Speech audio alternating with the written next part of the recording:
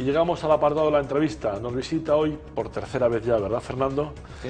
Fernando Sobrino Nogueira, abogado responsable del área de Derecho Tributario y Fiscal de Colón Abogados. ¿Qué tal? Muy bien. Bienvenido. Encantado de estar aquí otra vez. Una vez más, hoy vas a hablarnos de una cosa muy rara. La fiscalidad de los alquileres, ¿verdad? Nos vas a hablar de las novedades de este año y de unas cosas más. Lo que tú quieras. Yo, no es tan raro. No es tan raro. Para mí siempre es raro, ya sabes. Porque la fiscalidad de los alquileres afecta a mucha gente, porque afecta o bien a los que arriendan, en el sentido de que son arrendadores, o bien a los arrendatarios. Y afecta, o puede afectar, mejor dicho, a ambos, arrendadores y arrendatarios. La novedad esencial a tener en cuenta en el 2011 sobre otros ejercicios, en el ejercicio en el que estamos, por lo tanto, es que los rendimientos que se obtienen de los alquileres de una vivienda, o de mejor dicho, de un inmueble apto para ser utilizado como vivienda. No locales, no, hablamos de viviendas. Solo en estos momentos me estoy refiriendo solo a viviendas, y cuidado, no me estoy refiriendo al alquiler de la vivienda habitual, que es un matiz muy importante a tener en cuenta, sino de cualquier inmueble apto para ser utilizado como vivienda. Bien, pues ¿Pero entran ahí también las habituales o están excluidas? No, entran por supuesto las habituales. ¿Y las que entran, que mucha gente a lo mejor se puede despistar, es las no habituales también. O sea, las de playa, digamos, de veraneo. No, esas no entran. ¿Esas las no? de temporada no. Lo que quiero decir es que hay gente que puede estar alquilando una vivienda sin ser su vivienda habitual, por lo que sea.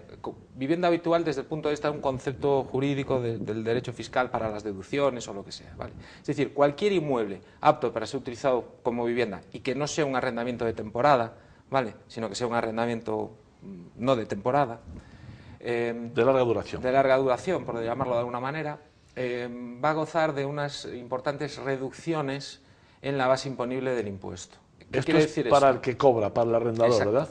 El arrendador que cobra unas determinadas rentas por alquilar un inmueble apto para vivienda va a poder declarar no todo el rendimiento que obtiene, sino que va a poder reducir parte de ese rendimiento. Insisto una cosa, estoy hablando del rendimiento, con lo cual es muy importante matizar que el rendimiento es el ingreso menos los gastos. No estoy hablando solo de reducir los ingresos, sino que es primero a los ingresos se le reducen los gastos que sean deducibles y luego a esta cantidad, que teóricamente es lo que siempre se llevó a la base imponible y se tributó por ella, como se tributa cuando se gana el dinero, por ejemplo, en un rendimiento del trabajo, en una actividad profesional o lo que sea, esta, por ser un rendimiento de capital inmobiliario procedente del alquiler de un inmueble de vivienda, va a poder gozar de una reducción, y aquí está la novedad, que antes era del 50% y que para el año 2011 pasa a ser del 60%. ¿Vale? Es decir, que si después de descontar los gastos de los alquileres, porque digamos que provoca el alquilar ese inmueble, me estoy refiriendo a impuestos, etcétera, contribuciones, etcétera. Lo que si quieres después hablamos un poco de los gastos deducibles. Lo que queda, en lugar de tributar al 100%, se reduce en un 60% y solo tributa el 40% restante, que se suman las demás rentas del impuesto sobre la renta y tributa ahí. Y esta reducción del 60% puede convertirse en una reducción del 100%, es decir, que el arrendador no pagaría nada de impuestos por las rentas que obtiene, pero ahí, para que se cumpla esa condición y pasar del 60 al 100, tiene que ser alquileres realizados a personas en una edad comprendida entre los 18 y, atención, y aquí está la novedad para el 2011, y 30 años, antes era 35, ahora es solo 30 años,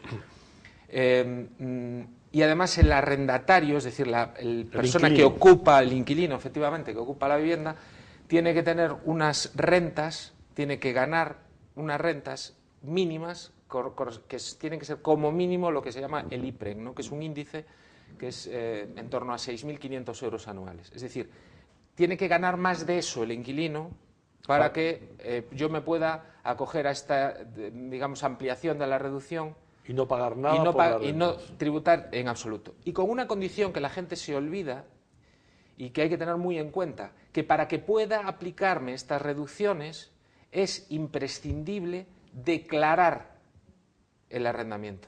Es decir, aunque tenga una reducción del 100% y por lo tanto no genero ningún impuesto sobre la renta, tengo obligación de declararlo, porque si no, si es Hacienda quien me descubre eso, no se aplicarán las reducciones. Y un matiz más y ya termino.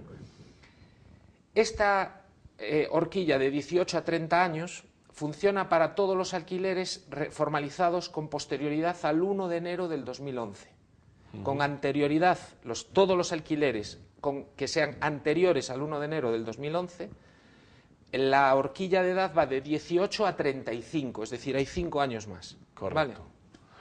Y creo que no me olvido de nada. Pues yo creo que ha sido muy interesante, sobre todo para los arrendadores, los que cobran, que pueden pagar poco o incluso nada, ¿no?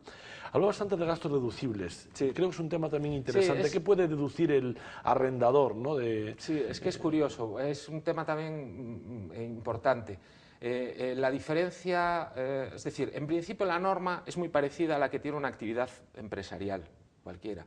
Son deducibles todos los gastos en los que necesito incurrir para obtener la renta final. Es decir, si yo para alquilar la vivienda que voy a alquilar y que por lo tanto voy a obtener rentas, necesito contratar un abogado, por ejemplo, que me haga el contrato, necesito pagar el impuesto, el IBI, necesito pedir un préstamo al banco y pagar unos intereses, necesito adecentar esa vivienda que he comprado. Una comisión a la agencia inmobiliaria. Por ejemplo, eso todo son gastos deducibles.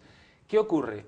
Que hay una importante diferencia entre lo que es el gasto deducible de lo que sería una actividad empresarial normal de lo que es un rendimiento de capital inmobiliario, es decir, de un alquiler normal, por decirlo, fuera del ámbito empresarial, de lo que es una actividad empresarial. Y es que hay unas ciertas limitaciones y es muy importante tenerlas en cuenta. Por ejemplo, los intereses que pago al banco por una hipoteca para comprarme un inmueble que voy a alquilar, y aquí ya no estoy hablando de viviendas, estoy hablando de inmuebles, en general, todos. Si yo alquilo ese inmueble y obtengo rentas, los intereses que pago por esa hipoteca voy a poder deducírmelos, como sería en una actividad empresarial. Pero aquí vamos a tener un límite, que es el límite del propio rendimiento que obtengo. Es decir, no me voy a poder deducir más intereses que rentas obtengo. O sea, no puedes dar pérdidas, por así decirlo. Exactamente, a través de los intereses. Y exactamente la misma limitación voy a tener con los gastos de conservación. Es decir, yo necesito limpiar, pintar, necesito arreglar una humedad, etcétera, etcétera. Todo eso es gasto deducible, pero va a ser deducible solo y exclusivamente hasta el límite de las rentas que obtengo. Siempre en ejercicios anuales, ¿no? Siempre en ejercicios anuales. Correcto. Esto es importante porque si en lugar de ser un rendimiento de capital inmobiliario lo que hago es convertir mi actividad en una actividad empresarial, no tengo esos límites. Entonces, ¿cuál es la diferencia entre un rendimiento de capital inmobiliario y una actividad empresarial de alquiler de inmuebles? Pues la diferencia la marca objetivamente la ley, que yo me atrevo a decir que es un poco raro, porque normalmente siempre los términos son un poco más vagos. Aquí es muy objetiva la diferencia.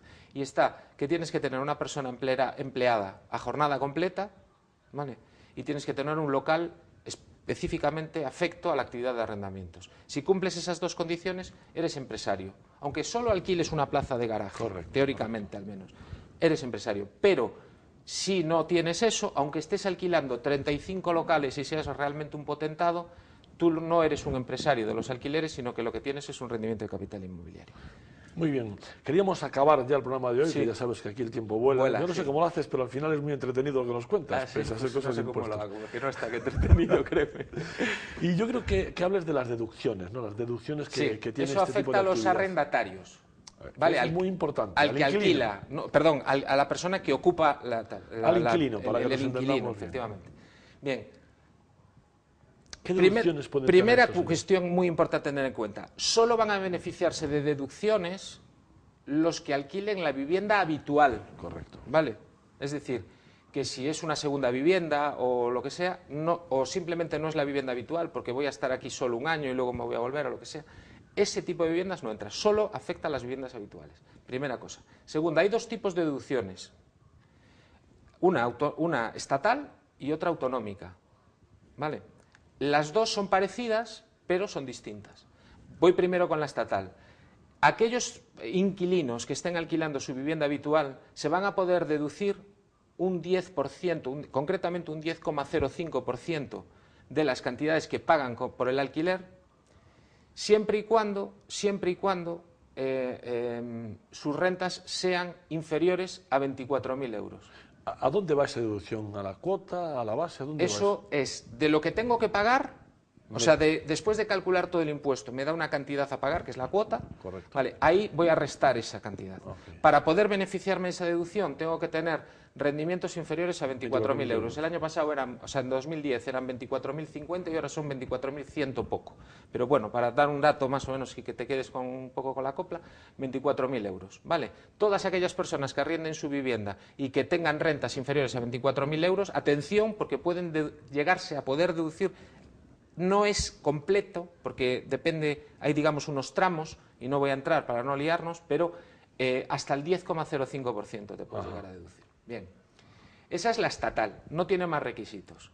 Luego tenemos la deducción autonómica, que deduce digamos, en la cuota autonómica, que es importante. También es del 10%, pero cuidado, aquí ya hay muchos más límites. El primer límite es que solo vamos a tener un límite de máximo de deducción de 300 euros. Ajá.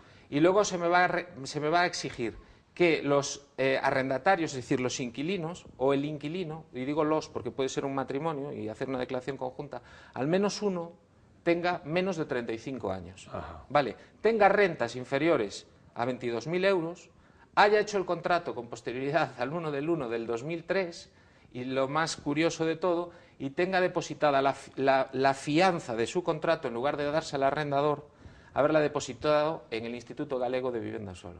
Con todos esos requisitos también tendrías otro 10% a mayores. Del tramo autonómico, exacto, digamos, ¿no? Exacto. Bueno, pues muchísimas gracias, Fernando. Ya digo, Encantado. haces un tema tan árido como el impuesto muy ameno y seguiremos hablando contigo si tú estás dispuesto. Cuando quieras, Julio. Muchas gracias.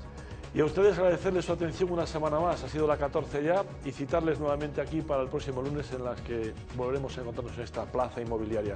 Muchas gracias.